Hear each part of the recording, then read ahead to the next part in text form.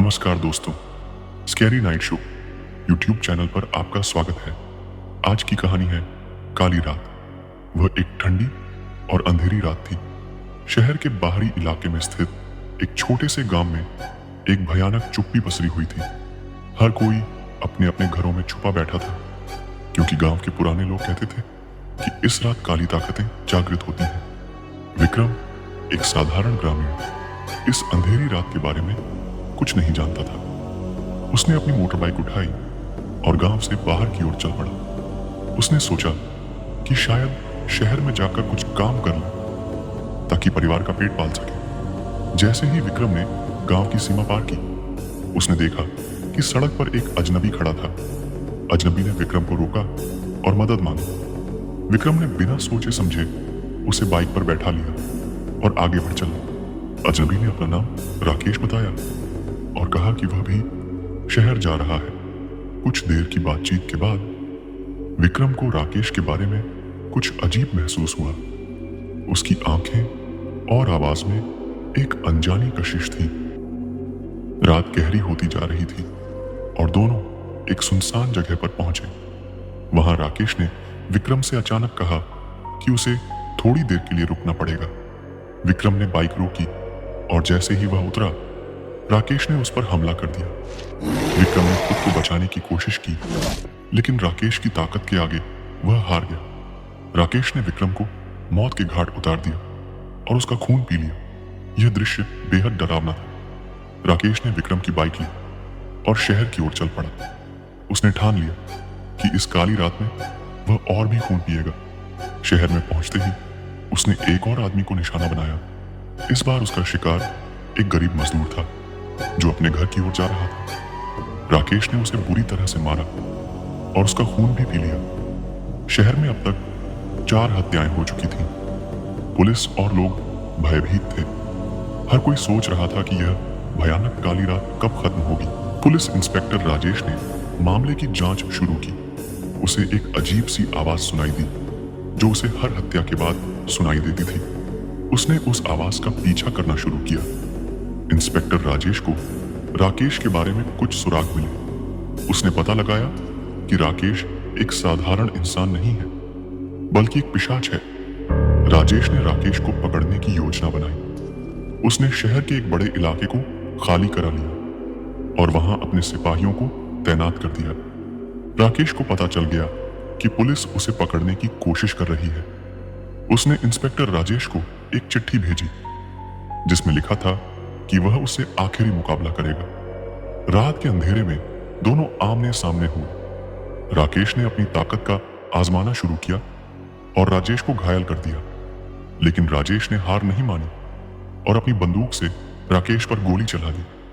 गोली लगते ही राकेश जोर से चिल्लाया और उसकी असली पहचान सबके सामने आ गई। वह एक पिशाच था जिसने कई लोगों की जान ली थी। राजेश ने राकेश को मार गिराया, लेकिन उसके मन में एक सवाल था, क्या यह काली रात की भयावहता का अंत था या सिर्फ एक शुरुआत?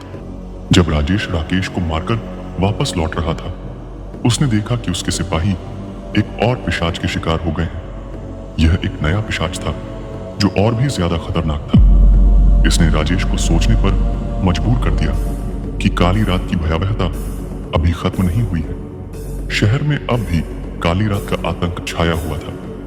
लोग डर के मारे घरों से बाहर नहीं निकल रहे थे। हर किसी के मन में एक ही सवाल था, आखिर यह काली रात कब खत्म होगी? राजेश ने ठान लिया कि वह इस नए पिशाच का भी अंत करेगा। उसने अपने सिपाहियों को तैयार किया और एक नई योजना बनाई, लेकिन इस बार का मुकाबला और भी खतरनाक होने वाला था। राजेश ने अपने सिपाहियों के साथ मिलकर शहर के हर कोने को जांचना शुरू किया। उन्हें कुछ जगहों पर अजीबोगरीब निशान और खून के धब्बे मिले जो इस नए पिशाच की मौजूदगी का संकेत थे। इंस्पेक्टर ने अपने सिपाहियों को समूहों में बांटकर हर इलाके की निगरानी करने का आदेश दिया। शहर के बीचों बीच एक पुरानी इमारत थी जहां से सबसे ज्यादा अजीब गतिविधियां हो रही थीं। राजेश और उसका एक दल उस पुरानी इमारत की ओर बढ़ा। अंदर पहुंचते ही उन्हें वहां अंधेरा और सन्नाटा मिला। दीवारों पर पुराने खून के निशान और अजीबोगरीब चित्र बने हुए थे। एक कमरे में उन्हें कुछ गुप्त दराजें मिली जिनमें राकेश और अन्य पिशाचों के बारे में जानकारी थी। राजेश को समझ में आ गया कि यह इमारत पिशाचों का ठिकाना है। जैसे ही राजेश ने एक दराज खोली, उसके सामने एक पुरानी डायरी मिली। उस डायरी में राकेश की पूरी कहानी लिखी हुई थी। वह एक प्राचीन पिशाच परिवार से था जो काली रात में जागते थे और लोगों का खून पीते थे। डायरी पढ़ते हुए राजेश को पता चला कि इस परिवार का एक और सदस्य जीवित है जो अब शहर में खून की होली खेल रहा है। डायरी में लिखी जानकारी से राजेश को पता चला कि पिशाच सिर्फ रात में ही अपनी ताकत का इस्तेमाल कर सकते हैं। उसने अपने सिपाहियों को दिन के समय ही पिशाच को मारने की योजना बनाने का आदेश दिया, लेकिन पिशाच को भी यह बात पता थी। उसने राजेश के खिलाफ एक बड़ा प्रतिशोध लेने की योजना बनाई। राजेश की योजना के अनुसार दिन के समय उनके दल ने पिशाच के ठिकाने पर हमला किया, लेकिन पिशाच ने पहले ही उन पर हमला करने की योजना बना ली थी। जैसे ही राजेश और उसके सिपाही इमारत में घुसे, पिशाच ने उन पर जोरदार हमला कर दिया। राजेश और उसके सिपाहियों ने अपनी जान बचाने के लिए पूरी ताकत लगाई।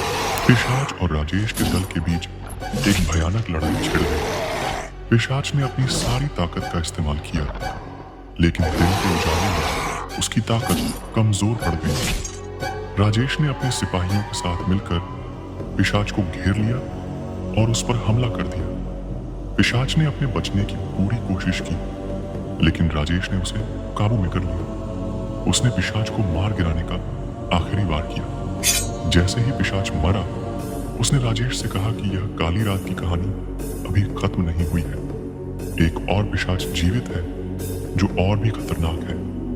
राजेश ने पिशाच की बातों को गंभीरता से लिया और शहर में छिपे अन्य पिशाचों को ढूंढने का संकल्प लिया। उसने अपने दल के साथ मिलकर शहर के हर कोने की तलाशी ली। उन्हें एक और सुराग मिला जो एक और पिशाच की मौजूदगी का संकेत दे रहा था।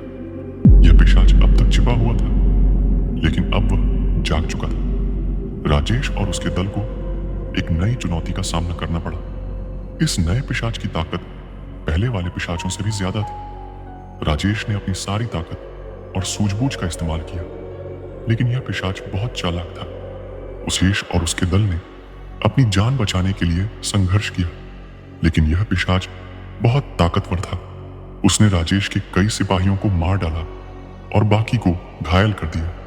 अब राजेश के सामने एक और बड़ी चुनौती थी। इस नए पिशाच का अंत कैसे करें? शहर में अब भी काली रात का डर छाया हुआ था और लोग अपनी जान बचाने के लिए छिपे हुए थे। राजेश और उसके बचे हुए सिपाही अब एक सुरक्षित जगह पर इकट्ठा हो गए थे। उन्होंने अपने घायलों का उपचार किया और अपनी रणनीति पर पुनर्विचार किया।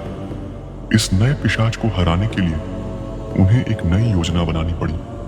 राजेश ने अपने दल को संबोधित करते हुए कहा, हमने पहले भी पिशाचों का सामना किया है और इस बार भी हम हार नहीं मानेंगे। हमें इस काली रात की भयानक सच्चाई को हमेशा के लिए समाप्त करना होगा। सभी सिपाही राजेश के संकल्प से प्रेरित होकर तैयार हो गए। राजेश ने एक पुराने विद्वान से संपर्क किया, जिसने उसे पिशाचों को मारने का एक विशेष हथियार दिया। यह हथियार पवित्र धातु से बना था और पिशाचों के लिए घातक था। राजेश ने इस हथियार को संभाल कर रखा और अपने दल को इसके इस्तेमाल के बारे में बताया। राजेश और उसके सिपाही फिर से पिशाच की खोज में निकले। उन्होंने शहर के एक पुराने महल के खंडहर में उसकी मौजूदगी का पता लगाया। रात का अंधेरा फिर से छा चुका था और काली रात का भयावह साया चारों ओर फैला हुआ था। राजेश और उसके सिपाहियों ने डरते हुए महल के अंदर कदम रखा। महल के अंदर का दृश्य बेहद डरावना था। चारों ओर खून के धब्बे और टूटी फूटी दीवारें थीं। अचानक पिशाच ने उन पर हमला कर दिया। इस बार का मुकाबला पहले से भी ज्यादा भयानक था। पिशाच ने अपनी पूरी ताकत का इस्तेमाल किया और राजेश और उसके सिपाहियों को बुरी तरह से घायल कर दिया। राजेश ने अपने पवित्र हथियार का इस्तेमाल किया और पिशाच पर हमला किया। पिशाच को इस हथियार से बहुत नुकसान हुआ, लेकिन वह अभी भी लड़ने की स्थिति में था। राजेश ने अपने सिपाहियों को इशारा किया और सभी ने मिलकर पिशाच पर जोरदार हमला किया। राजेश और उसके सिपाहियों ने पिशाच के साथ जीवन और मौत की जंग लड़ी। पिशाच ने अपनी सारी ताकत का इस्तेमाल किया, लेकिन राजेश का पवित्र हथियार उसके लिए बहुत घातक साबित हो रहा था। आखिरकार पिशाच ने एक आखिरी हमला किया और राजेश को बुरी तरह घायल कर दिया, लेकिन राजेश ने अपनी आखिरी ताकत जुटाई और पिशाच पर वार किया।